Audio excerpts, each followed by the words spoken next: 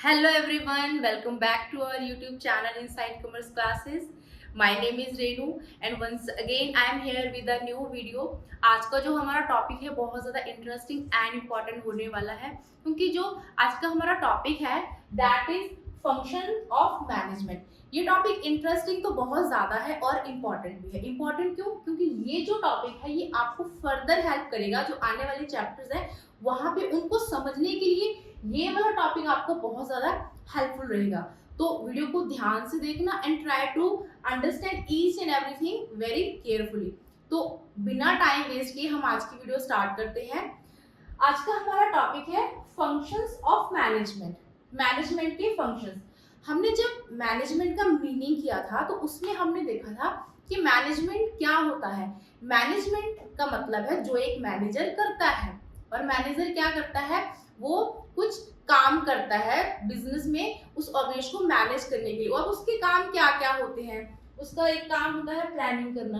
Manager क्या करता है? प्लान्स बनाता है बहुत सारे। उसके बाद organising, staffing, directing and controlling, ये सारे के सारे क्या है, काम है जो मैनेजर करता है, जिसको हम क्या कहते हैं, फंक्शंस ऑफ मैनेजमेंट। अगर हम इसको डिटेल में पढ़ें तो फर्स्ट इज प्लानिंग। प्लानिंग क्या है? Planning is thinking process. Planning क्या है? एक सोचने का काम है।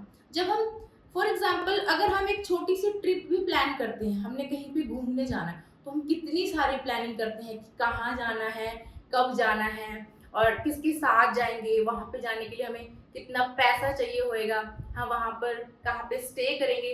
तो अगर हम एक ट्रिप पे जाने के लिए इतनी सारी प्लानिंग करते हैं तो अब जरा सोच के देखो कि अगर एक ऑर्गेनाइजेशन है जहाँ पे हम बिजनेस कर रहे हैं और जहाँ पे बहुत सारे लोग काम करते हैं, तो वहाँ पे हमें प्लानिंग की कितनी ज्यादा जरूरत पड़ती है। ओके, अगर वापस आए टॉपिक पे, तो जो प्लानिंग है ये क्या है? It is thinking before doing. करने से पहले सोचना, उसको हम क्या बोलते हैं? प्लानिंग बोलते हैं।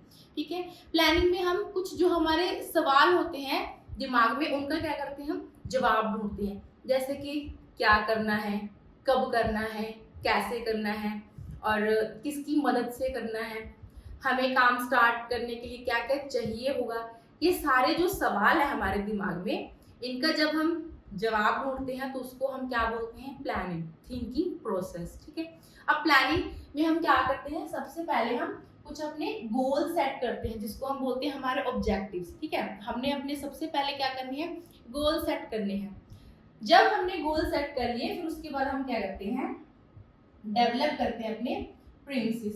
इसका क्या मतलब है कि जो हम प्लान बना रहे हैं उसको जब हम इम्प्लीमेंट करेंगे तो वहां के आसपास का इन्वायरमेंट क्या होगा, फैक्टर्स जो हमारे प्लान को इफेक्ट कर सकते हैं, वो सारे के सारे हम कंसीडर करेंगे। तभी तो हमें पता चलेगा ना कि हमारा वो प्लान वहां पे वर्क करेगा कि नहीं करेगा। तो सबसे पहले हमने ऑब्जेक्टिव सेट करने हैं, उसके बाद हमने उसके प्लान को इम्प्लीमेंट करने वाले आसपास हमारे इन्वायरमेंट को क्या करना है? चेक करना है, देखना है कि कौन कौन से फैक्टर्स वहां पे होंगे, क्योंकि एक बिजनेस ऑर्गेनाइजेशन को इफेक्ट करने वाले बहुत सारे फैक्टर्स होते हैं। ठीक है, next is identify the alternative courses of action. अब जब हम कोई भी काम करते हैं तो उसको करने के लिए बहुत सारे हमारे पास क्या होते हैं? वे होते हैं, तरीके होते हैं। एक काम को करने के बहुत सारे रास्ते होते हैं। तो हम उन सबको देखते हैं कि हम इस काम को कैसे कैसे कर सकते हैं। उसके बाद हम क्या करते हैं? इवैल्यूएशन करते हैं। इवैल्यूएशन का मतलब है हम जांच करते हैं, चेक करते हैं इसकी क्या क्या पॉसिबिलिटीज हैं। ठीक है, इवैल्यूएशन के बाद हम क्या करते हैं? उनमें से जो बेस्ट है उसको हम सिलेक्ट करते हैं। पहले हमने क्या किया? अपने गोल सेट किए। उसके बाद हमने क्या किया? उसको प्लान को जहाँ पे इम्प्लीमेंट करना है वहाँ का इन्वायरमेंट या फैक्टर्स क्या रहने वाले हैं जो उसको इन्फ्लुएंस कर सकते हैं। फिर हमने देखा कि हम काम करने, जो हमने काम डिसाइड किया है करने के लिए, उसको करने के लिए कितने सारे हमारे पास वे हैं, तरीके हैं। उसके बाद हमने उन सब जो भी हमारे तरीके थे, जो भी हमारे पास काम करने के लिए जैसे कि मैं कहूँ अगर तो वे ऑफ डूइंग थिंग्स ही है ना, तो उनको हमने सबको इवैल्यूएट कर लिया कि अच्छा इस काम हम ऐसे ऐसे करके कर सकते हैं। उनमें से जो बेस्ट है, एक बेस्ट जो तरीका है काम करने का, हम उसको सिलेक्ट करते हैं। उसको सिलेक्ट करने के बाद हम क्या करते हैं, फाइनली अपने प्लान को इम्प्लीमेंट कर देते हैं। जो हमने सोचा था ना, हमने सारी की सारी प्लानिंग करी थी, उस प्लानिंग को हम इम्प्लीमेंट कर देते हैं। तो क्या यहाँ पे प्लानिंग खत्म हो गई? नहीं। क्यों? क्योंकि प्लानिंग यहाँ पे खत्म हो ही नहीं सकती। हमने कहीं पे अपना प्लान इम्प्लीमेंट कर दिया, अब ऐसे थोड़ी है कि एक बार अपने प्लान बना के इम्प्लीमेंट कर दिया तो वो वैसे ही सक्सेसफुल रहेगा। नहीं, रास्ते में बहुत सारे हर्डल्स आएंगे, है ना, बहुत सारे फैक्टर्स हैं जो आपके प्लान को इन्फ्लुएंस कर सकते हैं। तो हमने क्या करना है, हमने साथ साथ फॉलो अप एक्शंस रखने हैं। इसका मतलब क्या है, जब हमने एक बार अपने प्लान को इम्प्लीमेंट कर दिया, साथ साथ हमने चेक करते हैं ना कि क्या हमारा प्लान सही से इम्प्लीमेंट हो रहा है या नहीं हो रहा। Okay, next step is next function is organising. Organising का क्या मतलब होता है? ऑर्गेनाइज करना। जब हम कोई प्लान इम्प्लीमेंट कर रहे हैं, हमने कोई अपना गोल रखा है, उसको अचीव करने के लिए हमें बहुत सारी चीज़ें चाहिए होंगी, बहुत सारे हमें रिसोर्सेज चाहिए होंगे, बहुत सारे लोग जो हमारे पास आके काम करेंगे, हमें हेल्प करेंगे वो गोल अचीव करने के लिए। तो उस सब चीज़ों को हमें क्या करना पड़ेगा? ऑर्गेनाइज करना पड़ेगा। जो भी हमारा गोल है उसको अचीव करने के लिए हमारे पास बहुत सारा काम होगा। उस काम को अगर हम छोटे छोटे पार्ट्स में डिवाइड कर देंगे तो वो जो काम हमने छोटे छोटे पार्ट्स में डिवाइड कर दिया, अब वो अलग अलग लोगों को असाइन कर देंगे, फिर वो काम होगा ना। तो ये जो लोगों को काम डिवाइड करना है अकॉर्डिंग टू देयर एबिलिटी, इसको हम क्या बोलेंगे? ऑर्गेनाइजिंग बोलेंगे। ऑर्गेनाइजिंग में क्या आ जाता है? सबसे पहले identification and division of work. जैसे कि मैंने अभी बताया है ना कि जब हमने कोई गोल रखा है अपना, उसको अचीव करने के लिए हमारे पास बहुत सारा काम है। उस काम को हम पहले आइडेंटिफाई करें कि हमें क्या क्या करना है। ओके, हमें पता लगा कि हमारे पास इतना सारा काम पड़ा हुआ है करने के लिए, फिर हम उसको छोटे छोटे पार्ट्स में डिवाइड कर रहे हैं। उसके बाद क्या करना है, हमने उस काम के अकॉर्डिंग डिपार्टमेंट्स बनाने हैं। ठीक है, डिपार्टमेंट्स कैसे बनेंगे? फॉर एग्जाम्पल, आपने डिसाइड किया कि आप एक फैक्ट्री लगाना चाहते हो, जहाँ पे आप क्या करोगे, क्या बनाओगे आप? ओके ठीक है, लेट्स सो कि आप एक थ्रेड की फैक्ट्री लगाना चाहते हो, जहाँ पे क्या बनेगा? थ्रेड बनेगा, धागा बनेगा। ठीक है, अभी ऐसे तो बनेगा नहीं, इसके लिए बहुत सारा काम होगा। सबसे पहले आप क्या करोगे? कॉटन लेके आओगे, उसके बाद आप उसके लिए बहुत सारी मशीन्स लेके आओगे, बहुत सारे लोग लेके आओगे जो उस मशीन्स पे काम करेंगे। तो ये बहुत सारा काम हो गया। उस काम को आपने आइडेंटिफाई किया, डिवाइड किया और लोगों में क्या कर दिया? डिवाइड कर देगा कि ये पर्सन ये काम करेगा, ये पर्सन ये। अब पहले तो रॉ मटेरियल परचेज करना होगा, कच्चा माल मतलब कि कॉटन परचेज करनी होगी, फिर इसके बाद उसकी प्रोडक्शन होगी। जब वो प्रोड्यूस हो गया फिर उसके बाद उसको सेल करना पड़ेगा, तो सेल के लिए अलग से डिपार्टमेंट बनेगा, सेल डिपार्टमेंट। प्रोडक्शन के लिए प्रोडक्शन डिपार्टमेंट बनेगा। वो जो रॉ मटेरियल परचेज करते हैं उसके लिए अलग से डिपार्टमेंट बनेगा। तो अलग अलग काम करने के लिए अलग अलग हमने क्या कर दिए? डिपार्टमेंट्स बना दिए। उसके बाद क्या है? Assignment of duties. जब हमने डिपार्टमेंट बना दिए तो हमने उनको अलग अलग काम दे दिए, असाइन कर दिए, उनको उनकी ड्यूटीज दे दी। ड्यूटीज देने के बाद फिर हम क्या करते हैं? एस्टैब्लिश करते हैं रिपोर्टिंग रिलेशन। ओके, जैसे कि अगर मैं बात करूं कि प्रोडक्शन डिपार्टमेंट में एक प्रोड्यूसर है, प्रोडक्शन डिपार्टमेंट में एक प्रोडक्शन मैनेजर है। अब वो काम कर रहा है बहुत सारा, अकेला नहीं करेगा, उसके अंडर बहुत सारे वर्कर्स होंगे जो काम कर रहे होंगे, उनको वो इंस्ट्रक्शंस देगा जो प्रोडक्शन मैनेजर है। ठीक है, तो प्रोडक्शन मैनेजर किस किस को काम देगा और वो लोग प्रोडक्शन मैनेजर को क्या करेंगे? उनकी क्या होगी? अकाउंटेबिलिटी होगी, जवाबदेही होगी। तो ये उनके बीच में जो रिलेशन है ये फिक्स करना है हमने कि कौन पर्सन किसको अपना जवाब देगा, कौन पर्सन बताएगा कि हाँ ये काम मेरा था, मैं इसकी रिस्पॉन्सिबल था, मैंने ये काम किया या नहीं किया। तो इसमें हम क्या करते हैं? अकाउंटेबिलिटी फिक्स करते हैं, रिलेशन फिक्स करते हैं कि अगर 2, 3, 4 लोग काम कर रहे हैं किसी डिपार्टमेंट में तो उनकी किसके प्रति क्या है? जवाबदेही बनती है। Next is staffing. स्टाफिंग नाम से ही क्लियर हो रहा है, मतलब इसमें कुछ स्टाफ का काम है ना। स्टाफिंग में हम क्या करते हैं? एक फैक्ट्री में, जैसे अभी हमने एग्जांपल ली ना कि हम मान लो कि आपने एक धागा बनाने वाली फैक्ट्री ओपन करी है, उसमें आपके पास बहुत सारा काम है। आपने पहले रॉ मटेरियल खरीदना है, फिर आपने प्रोडक्शन करनी है, आपने फिर सेल करनी है। तो प्रोडक्शन करने के लिए आपको स्टाफ चाहिए। अब स्टाफ कैसे आएगा? इतनी बड़ी फैक्ट्री, बहुत सारा स्टाफ चाहिए होगा। तो उसके लिए हमारे पास प्रॉपर प्रोसेस होता है। सबसे पहले तो है man power requirement. Man power का मतलब यहाँ से वहां पर काम करने वाले एम्प्लॉयज या वर्कर्स है। सबसे पहले तो हमने ये रिकॉग्नाइज करना है कि हमें कितने ज्यादा वर्कर्स की जरूरत है, हमें कितने ज्यादा एम्प्लॉयज चाहिए। जब हमें पता लग गया कि हमें 100, 150 या 200 एम्प्लॉयज चाहिए, उसके बाद हमें रिक्वायरमेंट पता चल गया। और ये नहीं कि नंबर ऑफ वर्कर्स कितने होने चाहिए, नंबर ऑफ वर्कर्स कैसे होने चाहिए, उनके पास क्या क्या क्वालिफिकेशंस या फिर स्किल्स होनी चाहिए। इसके बाद हम क्या करते हैं, रिक्रूटमेंट करते हैं। रिक्रूटमेंट में क्या आ जाता है, रिक्रूटमेंट में नंबर ऑफ पीपल कितने अप्लाई कर रहे हैं जॉब के लिए। आपने मैन पावर की रिक्वायरमेंट फाइंड कर ली, आपने एडवर्टीजमेंट दी, आपने बताया लोगों को कि हमारे पास काम है, वी आर ऑफरिंग जॉब्स, तो आप आओ, ठीक है। अब वो लोग आके क्या करेंगे, जॉब के लिए अप्लाई करेंगे, उसको हम क्या बोलते हैं, रिक्रूटमेंट। अब इसमें क्या होता है कि मैनेजर की पूरी कोशिश होती है ज्यादा से ज्यादा लोग क्या करें, अप्लाई करें, ताकि मैनेजर क्या कर सके, बेस्ट लोगों को अपॉइंट कर सके। जब रिक्रूटमेंट होगी उसके बाद अगली जो स्टेज है दैट इज सिलेक्शन। बहुत सारे लोग आते हैं, अगर 100 जॉब्स है, 100 वैकेंसी है, तो कम से कम 200, 300, 400 लोग आएंगे रिक्रूटमेंट के लिए। उन सब में से जो बेस्ट है, जो आपके फैक्ट्री में काम करने के लिए सुटेबल है, जो आपके काम को सूट कर रहे हैं लोग, उन आपको जैसी क्वालिफिकेशन चाहिए आपके वर्कर्स या एम्प्लॉयज में, उनके पास अगर वैसी हैं, ठीक है, तो आप उनको क्या करोगे, सिलेक्ट कर लोगे काम करने के लिए। So this is selection.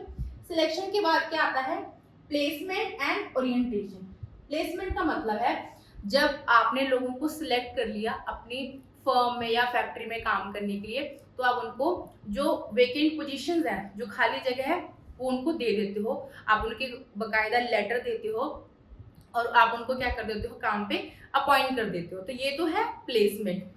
अब ओरिएंटेशन में क्या होता है कि जो न्यू वर्कर्स आए हैं उनको हमने क्या करना है, जो एग्जिस्टिंग वर्कर्स हैं, जो वर्कर्स पहले से काम करें, उन सबके साथ मिलवाना। स्मॉल फॉर्म में तो ये काम थोड़ा सा इजी हो जाता है, मतलब वो एक राउंड पे ले जाते हैं और सबसे वर्कर से मिलवा देते हैं। बट जो बड़ी ऑर्गेनाइजेशंस हैं जहाँ पे बहुत ज़्यादा लोग काम करें, वहाँ पे इसके लिए स्पेसिफिकली क्या किया जाता है, प्रोग्राम एक ऑर्गेनाइज किया जाता है, जहाँ पे न्यू वर्कर्स को ओल्ड वर्कर्स के साथ क्या किया जाता है, इंट्रोड्यूस किया जाता है।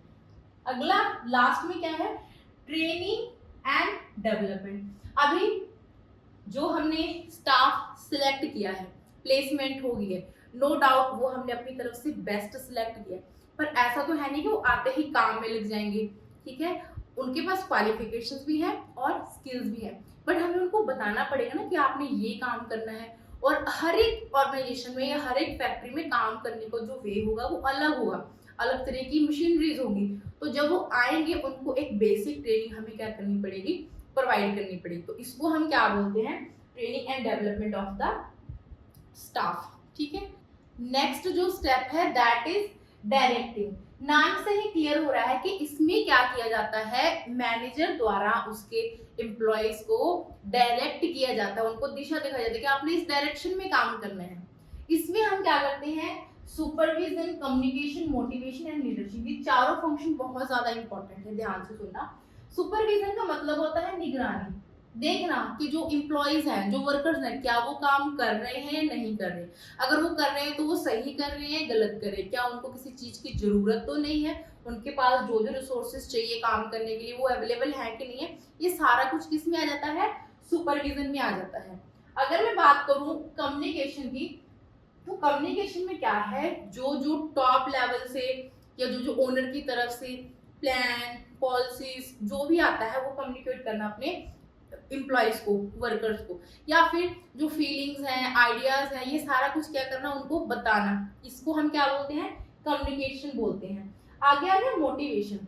मोटिवेशन बहुत ज्यादा जरूरी है, सिर्फ एक बिजनेस ऑर्गेनाइजेशन में नहीं, किसी भी ऑर्गेनाइजेशन में काम करने के लिए मोटिवेशन बहुत ज्यादा जरूरी होती है, क्योंकि विदाउट मोटिवेशन वर्कर्स काम ही नहीं करते। अब मोटिवेट कैसे किया जाए एम्प्लॉयज को, अलग अलग वे होते हैं, क्योंकि सारे लोग एक ही वे से मोटिवेट नहीं होते। कुछ मॉनेटरी और कुछ नॉन मॉनेटरी वे, जैसे कि कुछ लोग हैं, अगर आप उनकी सैलरी इंक्रीज कर दोगे, उनका बोनस बढ़ा दोगे, तो वो मोटिवेट हो जाएंगे, खुश होकर काम करेंगे। कुछ लोग हैं जिनके लिए मनी ज़्यादा मैटर नहीं करती, उनको है कि उनके काम को रिकॉग्नाइज किया जाए, उनकी तारीफ की जाए, उनका प्रमोशन किया जाए।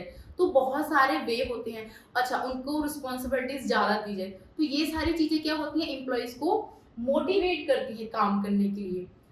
ये मोटिवेशन यूज़ करके मैनेजर क्या करता है, अपने एम्प्लॉयज़ से बहुत ज़्यादा अच्छे तरीके से काम करवाता है ऑर्गेनाइजेशन में। आगे बात करूँ तो लीडरशिप। अब ये लीडरशिप क्वालिटी मैनेजर में होती है। लीडरशिप क्या है, एक मैनेजर की क्वालिटी है जो कि उसके एम्प्लॉयज हैं, वर्कर्स या उसके हम बोल दें जो फॉलोअर्स हैं, उनको इन्फ्लुएंस करती है अच्छे से काम करने के लिए। जैसे कि जो मैनेजर है, ठीक है, वो बहुत ज़्यादा ऑनेस्ट है, पंचुअल है, हार्ड वर्किंग है। अब उसको देख के जो उसके एम्प्लॉयज हैं वे पंचुअल होंगे, वो भी ऑनेस्टी से काम करेंगे, वो भी हार्ड वर्कर बनेंगे, वो भी अच्छे से काम करेंगे। तो ये ऐसे मतलब बोल के या कह के करने वाली चीज नहीं है, ये तो ऑटोमेटिकली जब एम्प्लॉयज या वर्कर्स देखेंगे अपने मैनेजर को तो खुद से इन्फ्लुएंस होंगे। इसको हम लीडरशिप क्वालिटी बोलते हैं जो मैनेजर्स में होती है। लास्ट बट नॉट लीस्ट, ये जो कंट्रोलिंग है, ये फंक्शन बहुत ज्यादा इंपॉर्टेंट है, क्योंकि हमने अब तक जो भी किया, ठीक है, हमने अब तक जो भी किया उसको चेक ये कंट्रोलिंग ही करता है। इसमें हम क्या करते हैं, सबसे पहले तो हम अपनी जो परफॉर्मेंस के स्टैंडर्ड हैं जो फिक्स करते हैं। परफॉर्मेंस के स्टैंडर्ड फिक्स करने का मतलब मैंने एक गोल रख दिया कि इस साल मैंने क्या करना है, अपनी जो रेवेन्यू 50 लाख रखनी है। ये चलो बहुत बड़ा गोल हो गया। मान लो कि मैंने एक मंथ का गोल रखा कि मैंने एक मंथ में 2 लाख रेवेन्यू जनरेट करनी है, ठीक है। तो इसको मैंने बोल दिया कि मैंने अपना परफॉर्मेंस का स्टैंडर्ड सेट कर दिया कि मेरी जो रेवेन्यू है एक मंथ की 2 लाख होने वाली है। उसके बाद मैं मेजर करूंगी कि एक्चुअल में वो परफॉर्मेंस हो भी रही है कि नहीं, मतलब कि जो मैंने स्टैंडर्ड फिक्स किया, ठीक है, और जो मेरा करंट क्या चल रहा है, क्या मैंने इस महीने 1 लाख 2 लाख रुपए कमाया है कि नहीं कमाया। क्योंकि मैंने पहले का टारगेट रखा मैंने एक मंथ में 2 लाख रुपए रेवेन्यू जनरेट करनी है। तो मैं अब एक्चुअल में देखूंगी कि क्या 2 लाख रुपए की रेवेन्यू जनरेट हुई है कि नहीं है। फिर उसके बाद कंपैरिजन करेंगे कि मेरा टारगेट था 2 लाख रुपए की रेवेन्यू जनरेट करना, बट मैं पहुंची कहाँ पे हूँ, मैंने जनरेट कितनी की रेवेन्यू 1.5 लाख। तो इतना डिफरेंस है ना। अब ये जो डिफरेंस है ये क्यों आ रहा है, उस डिफरेंस को सही करने के लिए टेकिंग करेक्टिव एक्शन। इसका मतलब है जो हमारा 50,000 रुपीज से गोल अचीव नहीं हो पाया, हमने क्या सोचा था कि हम 2 लाख रुपए 1 मंथ में रेवेन्यू जनरेट करेंगे, बट हमारा क्या हुआ है 1.5 लाख रुपए रेवेन्यू जनरेट हुआ। जो 50,000 का डिफरेंस है वो क्यों आया, कहाँ पर कमी रह गई, कौन से वो फंक्शंस हैं जिसकी वजह से ये हो गया, उसको हम हटा देंगे। वो काम जिसकी वजह से हमारा ये टारगेट अचीव नहीं उसको हम हटा देंगे, और वो हम एफर्ट्स करेंगे, वो एक्शंस ज़्यादा करेंगे जिससे हम अपने टारगेट को अचीव कर पाए। तो ये हमारे थे functions of management: planning, organising, staffing, directing and controlling. ये फंक्शंस बहुत इंपॉर्टेंट है हर एक ऑर्गेनाइजेशन में, पर मैं ये नहीं कह रही कि यही सारे फंक्शन हर ऑर्गेनाइजेशन में इम्प्लीमेंट होते हैं। हो सकता है किसी ऑर्गेनाइजेशन में ये पांचों के बजाय सिर्फ 4 स्टेप इंपॉर्टेंट हो, किसी में हो सकता है 3 हो, बट इंपॉर्टेंट ये सारे के सारे फंक्शंस हैं। और ये फंक्शन का कोई सीक्वेंस भी प्रॉपर फिक्स नहीं है, कहीं पे कोई स्टेप पहले भी हो सकता है। इसके अलावा कोऑर्डिनेशन और कोऑपरेशन बहुत ज़्यादा इंपॉर्टेंट है हर एक ऑर्गेनाइजेशन में। अगर एक डिपार्टमेंट दूसरे डिपार्टमेंट से कोऑर्डिनेट कर रहा है, तालमेल बना के चल रहा है, सारे के सारे एम्प्लॉयज मैनेजर को कोऑपरेट कर रहे हैं, एम्प्लॉयज खुद एक दूसरे को कोऑपरेट कर रहे हैं, तब ये सारे के सारे जो फंक्शंस हैं सक्सेसफुली क्या होंगे, हो पाएंगे किसी भी ऑर्गेनाइजेशन में। आई होप आपको ये टॉपिक सारा का सारा समझ आया होगा। Thanks for watching, like my video and subscribe my channel. Thank you.